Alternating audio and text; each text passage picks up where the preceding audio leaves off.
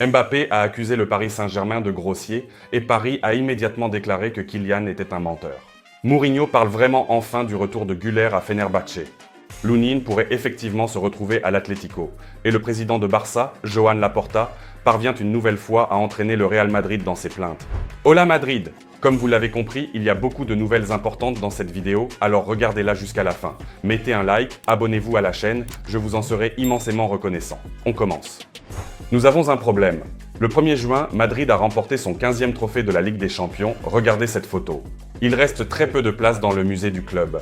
Florentino Pérez demande d'urgence un 16e trophée de la Ligue des Champions, ce qui signifie qu'il faudra agrandir le musée du club. Voilà un agréable problème. Et maintenant, les dernières nouvelles de transfert les plus importantes. Nacho, qui voulait quitter Madrid bientôt, a apparemment changé d'avis et rencontrera bientôt la direction pour discuter d'un autre contrat d'1 an. Nacho, le capitaine, reste au Santiago Bernabéu. Voici des informations de Fabrizio Romano. Luka Modric reste également à Madrid. Nous le savions après le départ de Toni Kroos, c'est confirmé. Luka Modric reste au Santiago Bernabéu pour une année de plus, c'est noté. Fabrizio Romano affirme également que l'intérêt de Madrid pour le défenseur du Bayern Munich, Alphonso Davies, ne faiblit pas du tout. Certainement, évidemment. Le coût pour lui est de 50 millions d'euros, que Madrid ne veut pas vraiment payer, car le contrat de Davies se termine dans 1 an et le joueur doit décider s'il veut rester à Munich ou déménager à Madrid. S'il veut venir chez nous, les clubs commenceront les négociations. Quant au jeune défenseur de Lille, Leny Yoro, il semble qu'il ne rejoindra certainement pas Madrid. Il avait précédemment déclaré qu'il voulait venir au Real, mais les 60 millions d'euros demandés par Lille sont trop pour Madrid. Par conséquent, l'affaire a été arrêtée. Leny Yoro est vraiment un défenseur talentueux de 18 ans, l'un des meilleurs au monde, avec un énorme potentiel. Et que fait Manchester United? Bien sûr, ils viennent à Lille et sont prêts à débourser 60 millions d'euros. Il sera intéressant de voir dans les prochains jours quelle décision Leny Yoro prendra pour lui-même, parce que Madrid lui a dit d'attendre et de ne pas considérer d'autres offres. Et maintenant, c'est très important, car il y a 2 nouvelles, et elles sont liées au meilleur joueur d'Allemagne en ce moment. C'est Florian Wirtz. Il a 21 ans. Il est reconnu comme le meilleur de la Bundesliga. Le Real Madrid s'est déjà intéressé à lui. Et voici de nouveaux détails. Florian Wirtz pourrait certainement se retrouver à Madrid l'été prochain. Madrid est très prêt à payer 150 millions d'euros pour lui. Ce sera un prix énorme et tout à fait acceptable pour le Bayer Leverkusen.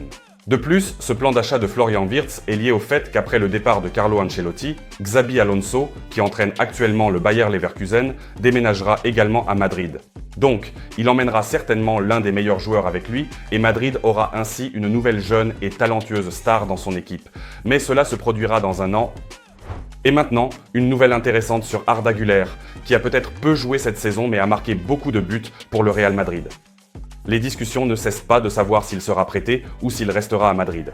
En particulier, José Mourinho, ancien entraîneur du Real Madrid, a pris la tête de Fenerbahçe. Les journalistes ont demandé s'il aimerait voir Arda Güler dans son équipe.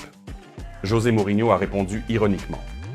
S'il aime vraiment le club où il a grandi et veut absolument y aller pour un transfert gratuit, et si le Real Madrid lui paie généreusement 75% de son salaire, nous ne dirions certainement pas non, et sincèrement, de tout cœur, sans hésitation. Mais nous comprenons qu'Arda Güler, bien sûr, restera à Madrid l'année prochaine, Carlo Ancelotti compte sur lui. Et voici une autre information importante. Andriy Lunin pourrait quitter le Real Madrid. Il n'a pas joué en finale de la Ligue des Champions. Thibaut Courtois s'est remis de sa blessure.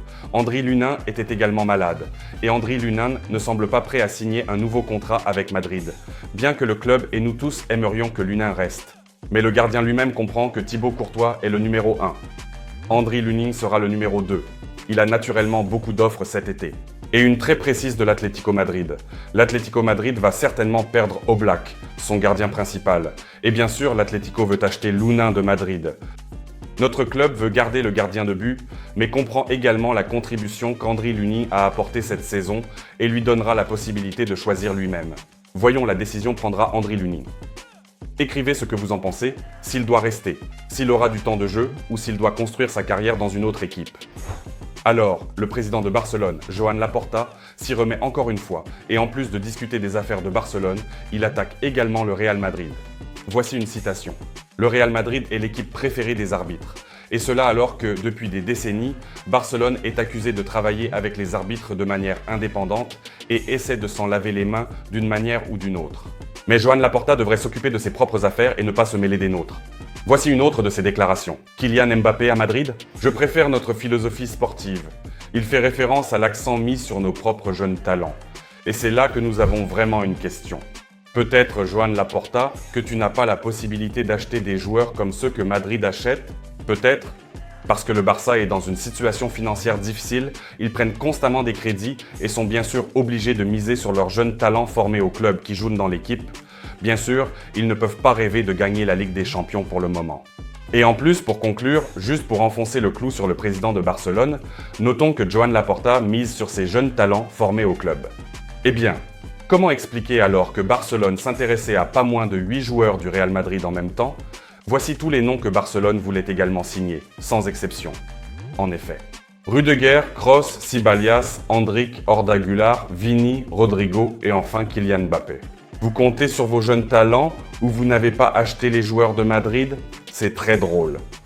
Et un scandale a éclaté. Kylian Mbappé a donné une grande conférence de presse.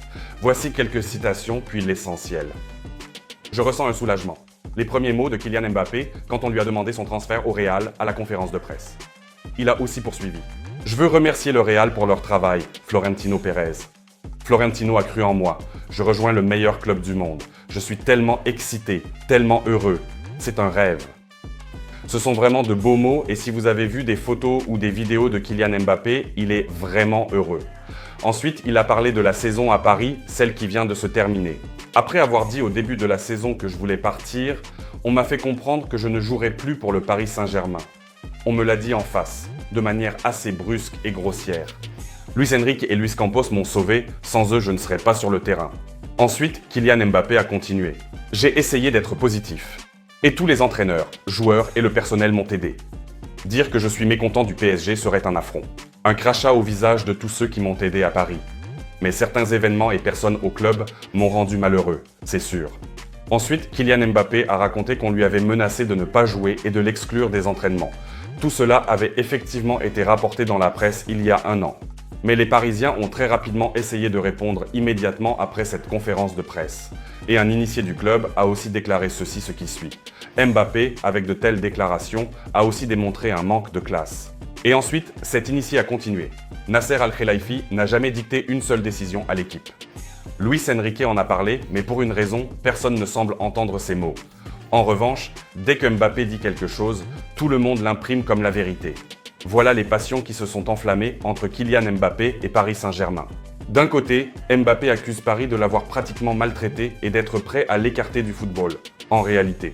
D'un autre côté, le Paris Saint-Germain essaie de se justifier et de dire que tout allait bien avec Mbappé. Au moins, nous savons que Mbappé n'a pas reçu ses 2 derniers salaires, il avait encore un bonus de 80 millions d'euros pour sa loyauté, et Mbappé y a renoncé uniquement pour pouvoir déménager à Madrid. Bien sûr, nous allons certainement suivre tout cela de près, mais le plus important est que Mbappé tourne cette page, arrive à Madrid et commence tout à zéro. Lors de la conférence de presse, Mbappé a également révélé qu'il avait félicité pour ce transfert dans des messages personnels. En plus des joueurs de Madrid, des légendes du club comme Cristiano, Casillas et Sergio Ramos lui ont écrit des mots gentils. Nous avons également mentionné que Kylian Mbappé essayait de communiquer avec les joueurs de Madrid bien avant son transfert. Pour entrer dans le vestiaire en tant que personne bien familière. Il connaissait déjà Vinicius Junior et restait aussi en contact avec lui. N'oublions pas non plus qu'il y a plusieurs joueurs de l'équipe de France à Madrid. Il y a Camavinga, il y a Tchouaméni et il y a Mendy. Donc, Kylian Mbappé ne sera pas un étranger dans le vestiaire de Madrid l'été prochain. Mais comptons l'argent. Nous pensons que Kylian Mbappé est passé de Paris à Madrid gratuitement, mais si nous regardons les montants, ce n'est pas tout à fait le cas. Il recevra un salaire de 30 millions d'euros avant impôt. Après impôt, il restera 15 millions d'euros par an. C'est un très bon salaire, bien qu'il gagnait plus à Paris. Le plus important, Kylian Mbappé recevra un bonus de signature de 125 millions d'euros sur environ 5 ans. En quoi cela ne serait-il pas un transfert classique entre clubs? Seul ici, Kylian Mbappé gagne vraiment. 1 milliard d'euros, c'est le prix de transfert de Kylian Mbappé si quelqu'un veut l'acheter. Et en plus, pour ne pas nous faire d'illusions, pourquoi Madrid paie-t-il autant d'argent? Le Real Madrid doit gagner un demi-milliard d'euros grâce à Kylian Mbappé par la vente de maillots et d'autres activités commerciales. Donc, c'est une affaire avantageuse pour le joueur et pour le club en dehors du terrain. Les joueurs de Madrid sont partis rejoindre leurs équipes nationales. Voyons voir, Vini Junior jouera pour l'équipe nationale du Brésil. Voici sa nouvelle coiffure, c'est très drôle. Veuillez donner votre avis dans les commentaires. Mais Kylian Mbappé a joué un match amical avec l'équipe de France. Il a délivré 2 passes décisives et a marqué un but. Il a célébré ce but de cette manière. Sur le maillot, il est écrit « Repose en paix, oncle ». Un tel texte en mémoire de mon cher et respecté oncle, qui est récemment décédé il y a quelques jours. Merci à ceux qui ont regardé cet épisode jusqu'à la fin. Il y a vraiment beaucoup de nouvelles importantes. Un été chaud nous attend, avec beaucoup de nouvelles à venir. Alors n'oubliez pas de liker cette vidéo et de vous abonner à la chaîne, ainsi que d'activer la cloche pour ne manquer aucune vidéo.